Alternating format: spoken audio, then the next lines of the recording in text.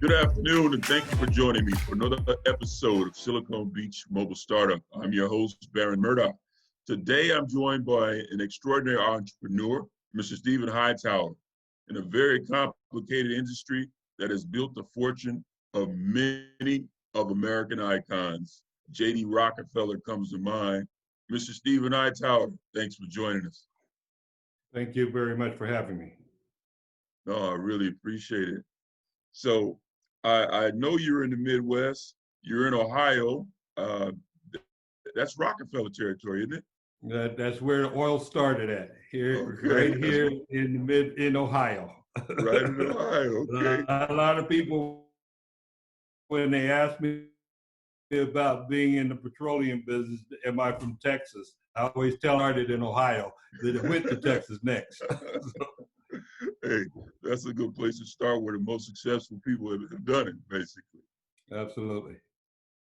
So I always like to get a feel for the guest in terms of what do you think has brought you to it takes a lot to build a company, right?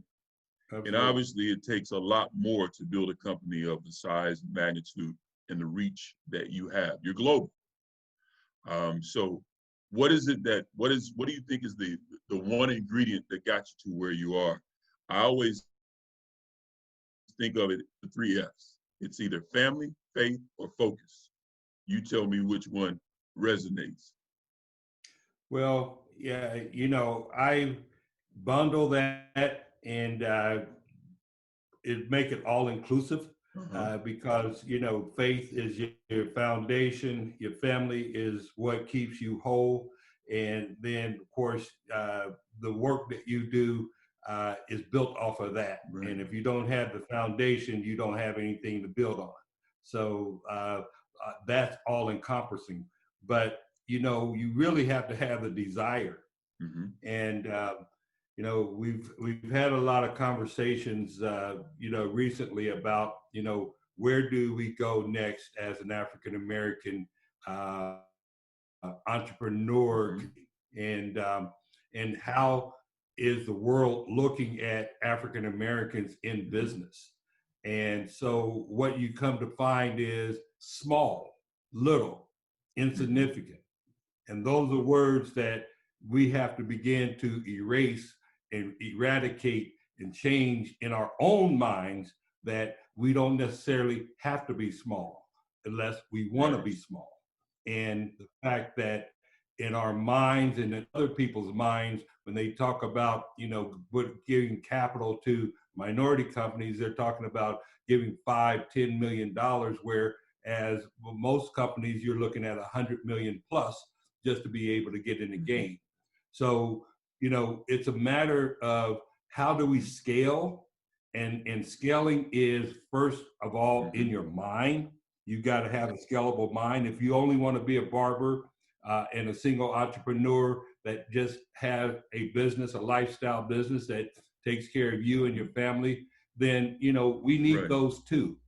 But we also need individuals and entrepreneurs that want to be billionaires, that want to be billion-dollar companies. And you cannot get to $1 billion if you're not trying to get to $1 billion. It's not going to just come to you or just happen. So, part of that faith is being able to speak into the universe what it is that you want.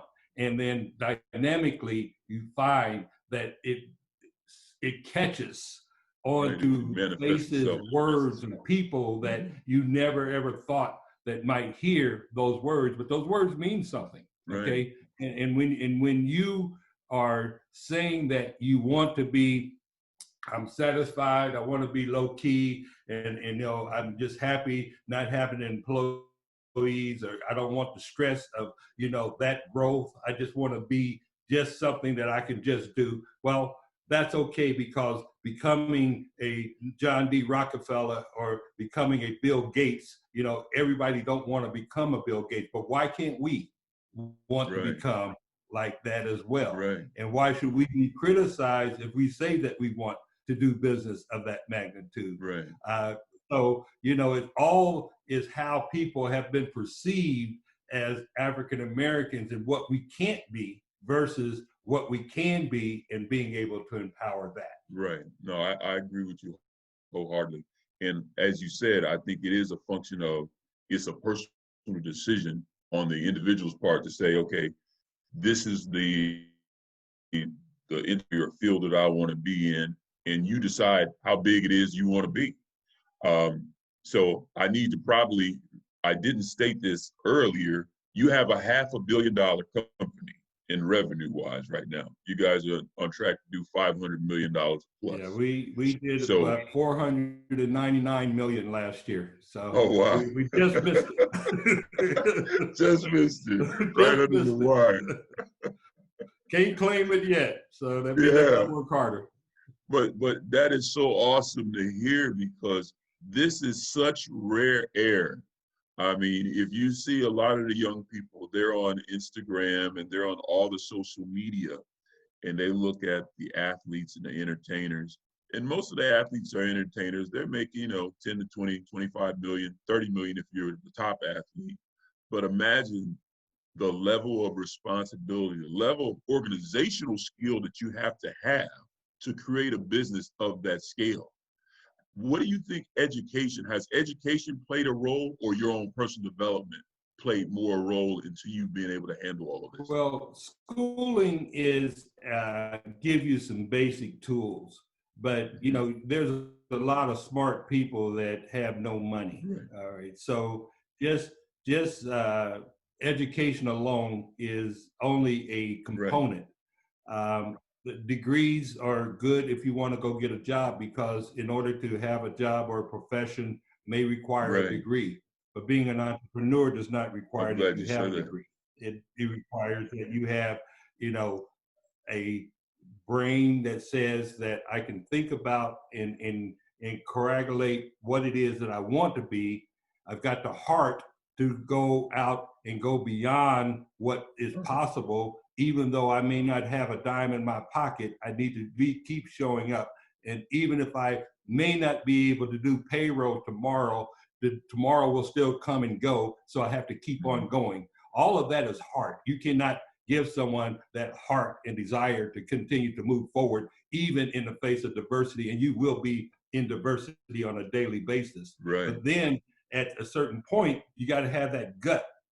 And that gut is to be able to tell you when it's time to pivot and time to go in this direction, that this is not quite working, and being able to go with the market or go with the industry when things begin to change. And so utilizing your mind, your heart, and your gut is also a key component in saying, how far do you want to go?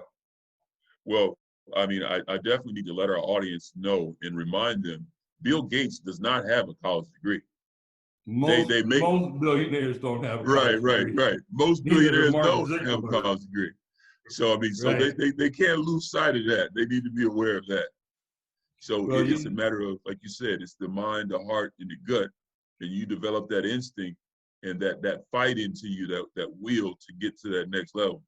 And that's definitely... To that degree, I went to Wright State University and I studied management and communications. And I went for 3 years and a quarter. And at that quarter, I said to myself, if I'm going to work for somebody else, then I need to go ahead and continue and get this degree. But I'm not going to work for anybody else. I made my mind up when I was 18 years old that over the next 30 years, if I went to work in a plant at Armco Steel, which is where my father worked for 40 years, and everyone else in Middletown basically worked at Armco Steel in the mill, African American wise. Where would I be 30 years from now? And I said to myself, I would get a pension and a gold watch. Right. But where would I be if I had my own business in 30 years from now? And I made that decision when I was 18 years old. And I can look back now that I'm almost 40 years into it and say that I made the right decision. Absolutely. Now, I'm not going to say it was an easy decision. And my buddies and friends that was, making, $14 and $18 an hour and then double that on overtime, they were doing a lot better than me for many years. But I say, look at me now. Yeah, I always say it's the tortoise and the hare, because I know John Rogers, who owns Ariel Mutual Fund in Chicago. I was in the investment business, and his symbol is the tortoise. So you came out the gate a little slower, allegedly, than they did. But at the end of the Absolutely. day, you're looking good. It's a marathon. It's not a sprint. It's definitely a marathon. Absolutely. No, Absolutely. that's awesome. So give us a little bit of a background, or tell us a little bit about the reach of your business in terms of the components. What are I know you have the fleet, supply chain management, and the crew, the different products that you have. Can you describe it a little bit? Well, we actually, let's say, how did I start? Okay. Where did I start? And I started in a janitorial business, and in those, that is the basics of that family business that taught me how to do business, how to do commerce, Mm-hmm. how to please a customer, how to invoice, how to pay your Right. bills. All right, those are basic components Fundamentals. and yeah, fundamentals. But later, after I graduated, I started a construction company, which was a union cleaning company. So just to be able to work on big projects and take our janitorial business to another level. Well, in that process, I said I want to start selling industrial materials and supplies. So I started selling to Ford Motor Company various industrial materials. The state of Ohio came around and had a set aside. Right. And so I started selling all types of materials and lumber, drywall, black eyed peas, whatever the state buy, and they buy everything. Okay, literally. And I was quoting them. That one day they set aside petroleum, Right. and BP had that contract for 32 years, but they weren't playing that game because they did not believe in dealing in the minority business arena at that time. And so as a result, I went and found a supplier, quoted the state of Ohio, and my first contract in 1982 was the entire state of Ohio. Wow. I How did big was not that know contract? fuel. Yeah, I did not know petroleum, but I knew how to do business. Right. I knew how to find a supplier. I knew how to invoice. I knew how to pay my supplier. And that's how I got into the petroleum business. Okay. Today, we're in every state in the United States. We're also delivering to Mexico, Canada, as well as South Africa. And now that we have begun to go upstream, which is dealing in crude oil and LNG, we're marketing into China, the Middle East, as well as West Africa. Now, you mentioned the LNG, which is the liquid natural gas. How has that changed from an environmental standpoint? Is that more favorable, the LNG, the liquid natural gas?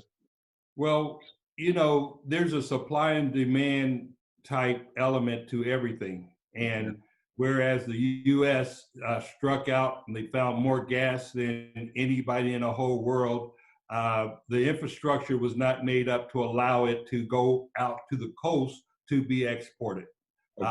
Pipelines go from the east end and from the Gulf Coast up. But then you have to reverse and get pipelines where you have gas in the center of the country, has to go back into the coast to go out into China and other parts of the world. And that infrastructure still is being built out. So what you have is an abundance of gas, natural gas, here in the country. And what does that do? It decreases the cost of natural gas. So therefore, it is the profitability to LNG today, as we speak right now, is very, very compared to what it was even 2 years ago. And so the market changes as the dynamics change, and we have not caught up. Had this been a mature market in the LNG space, I couldn't even be talking about participating, because it would be locked down by the majors, and small companies do not have an opportunity. So what I say to anyone wanting to be an entrepreneur, or those that are entrepreneurs, disasters and things that happen in the world, like the pandemic, are Absolutely. opportunities. Absolutely. And that's when you use your gut to when to pivot towards those Hmm. opportunities. And even in our petroleum business, when there's a hurricane or a tornado, we send trucks and trucks of fuel into those Hmm. regions from outside in order to be able to just keep the utility workers going. Hmm. uh, those are opportunities that happen at the worst time, but it allows you to actually become a greater uh, in that Right. industry. When you help someone at a time of their need, you become their customer and they appreciate it, Absolutely. and you become their customer for a long time. Absolutely. And so we do a lot of utilities like Duke Energy, like Pepco, like Scana. Those are utilities that we do business with because we were there when they needed Hmm. us. Now, Mr. Hightower, my question is, given, like we talked earlier about access to capital and given your size and scale, if you had more capital or more access to capital, what different things would you do with the business in terms of, you talk about pivots or other sectors or other products that you would release or create? What would be on your roadmap given access to more capital? Well, capital was a problem when I started.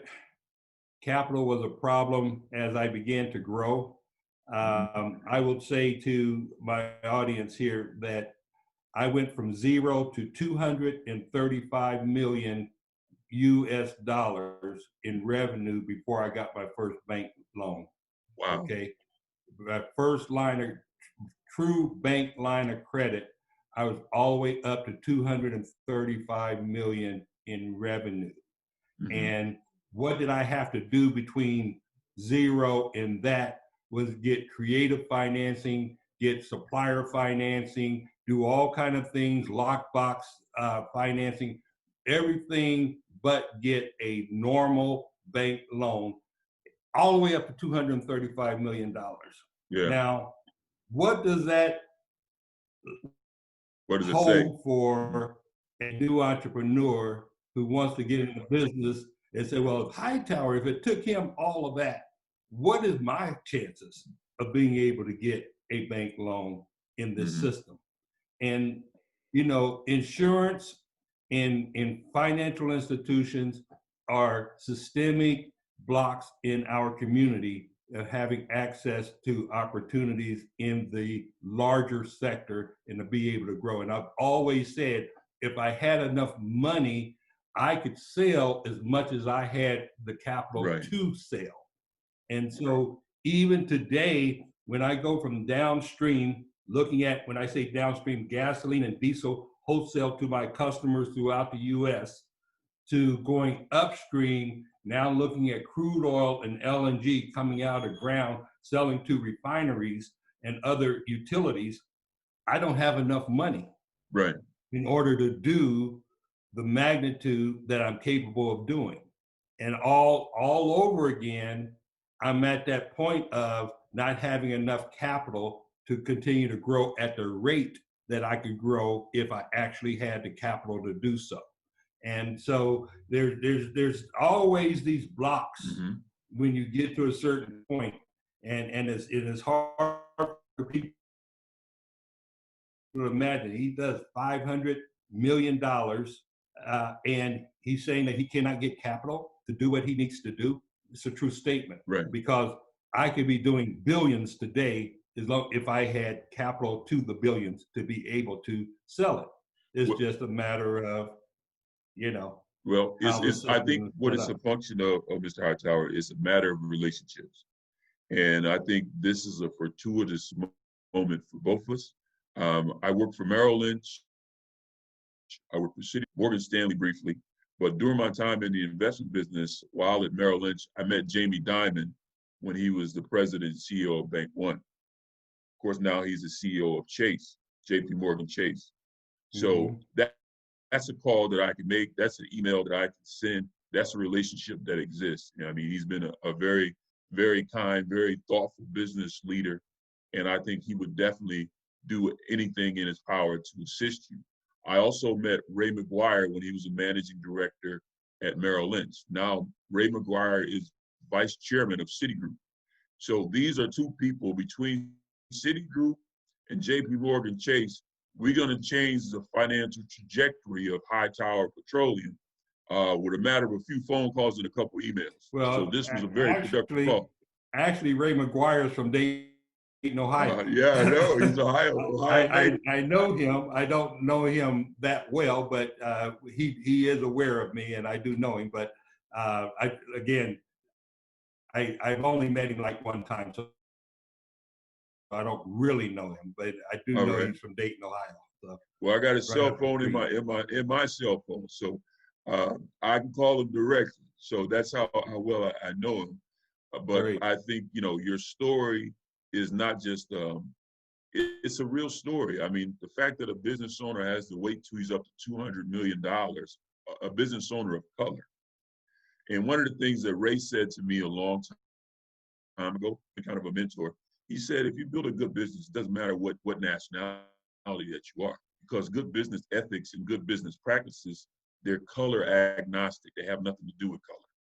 And that's why globally, you got people like Dan Cote Steele, Aliko Dancote, and whatever size industry or company organization that he's built.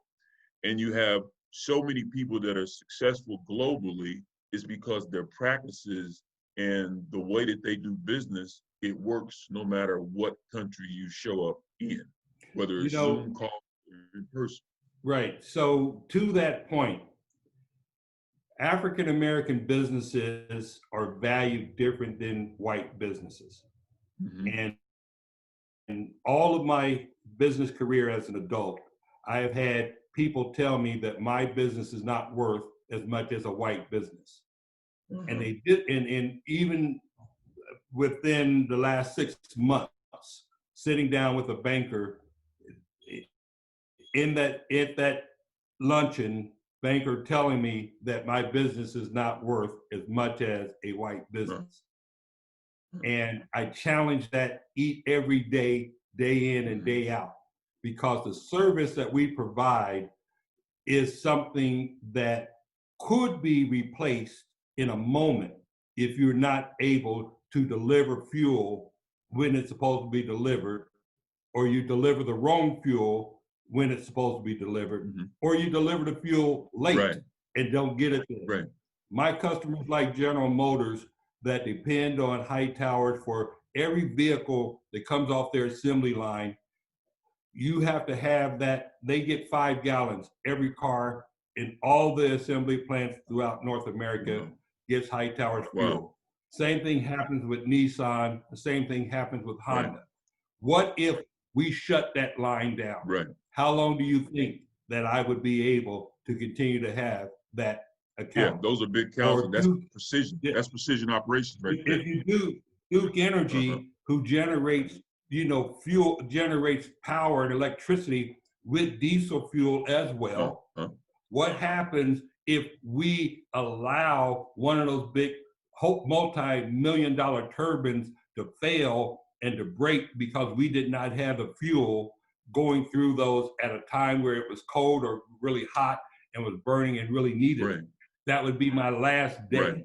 But when you show up when they need it, when you show up when, as an example, if there's an emergency and we took 4,000 truckloads into Duke Energy in just 1 month because they were, it was just an emergency going on, that is performance. And when you have performance, it's not color. Absolutely. All right. Absolutely. So when someone says to me that, well, if you lose the business, we can't get the business because you're only there because you're Black. I'm not have customers because I'm Black. Okay. And I remind them that if people only bought color, that every Black person in this world would have a contract, whether they knew anything or not. Okay. That is the least of the value chain that you bring to any customer is the fact that you happen to be Black. All right. And if we're not performing a service, we're not there. And so why do white companies and white bankers think that what we're doing is less Right. than, all right, than the actual services that we perform. And it's amazing, but it's still true, and it's systemic, and it's widespread throughout our economic But I system. think you articulated it very well in terms of pointing out, like you said, the operational things that you have to do in that back end process, and all the large scale customers that you're touching, and the things that people know. Okay, you got all these automobiles coming off these assembly lines. Nobody, I didn't know it had to have five gallons of gas in every one of those cars. But that's so significant. And we think about how many cars are on the road. I mean, that's fundamental. That's fundamental to the operation of this country. Well, Transportation and also, a car logistics. won't start without gasoline. Absolutely. Yeah, absolutely. So yeah, that's really big. So no, that's definitely true. So I think you're right in terms of we have to change the perception, because the reality is accounting is accounting, and good business practices in every business should be looked at fairly. And that's all that anybody is hoping that anyone will do, is that look at things based on the numbers, based on the realities, Right. and don't judge it based on perceptions. Right. One of the things that you and I will always be until we die, and that's going to be black. All right. Absolutely. That will never change. Right. And for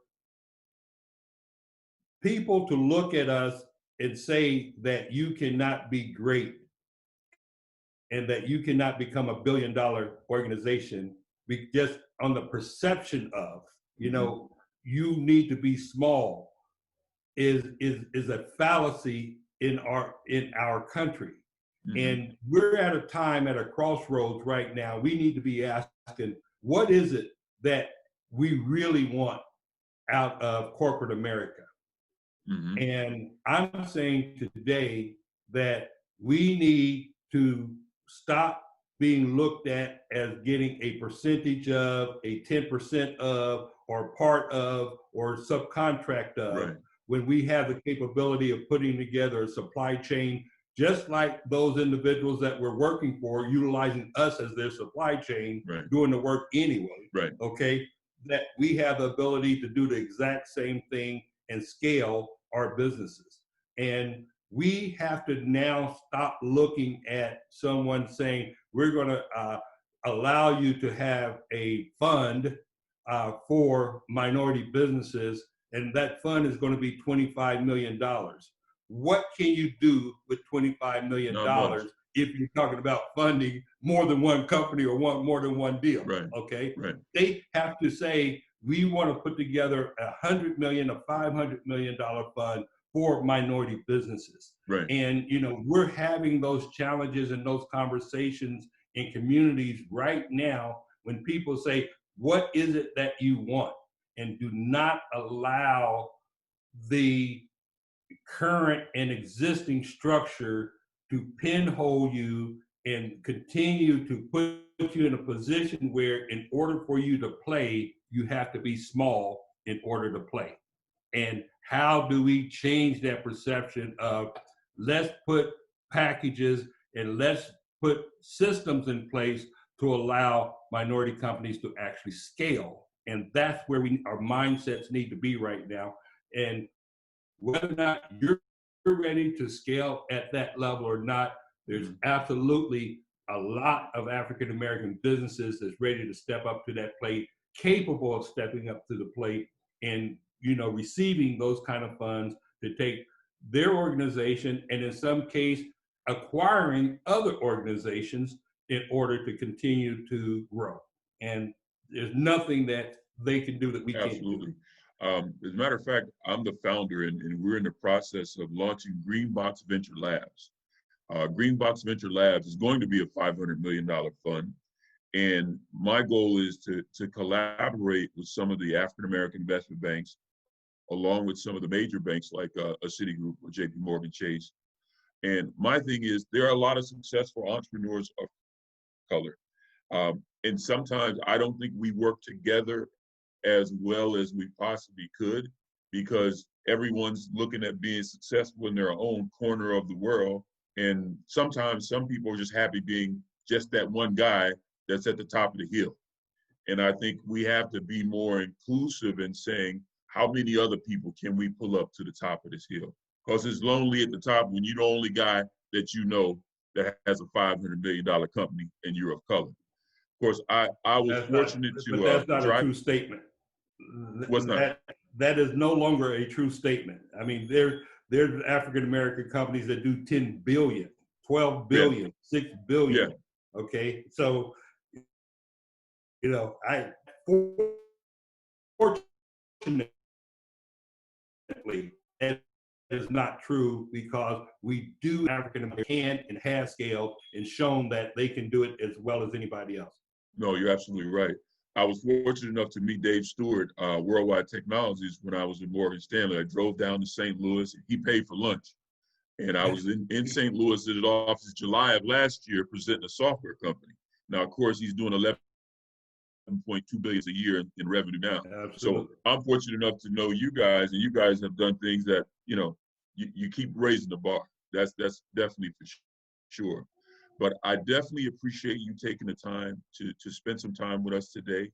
And I think you've inspired a lot of entrepreneurs, and we've started a conversation and a dialogue, and hopefully it'll turn into some bottom line things that will continue to enhance Hightower Petroleum and what you've endeavored to build. Thank you very much for having me, and I look forward to working with you in the future. Okay, thank you, Mr. Hightower. All right, Byron. Thank you, sir. All right, bye now.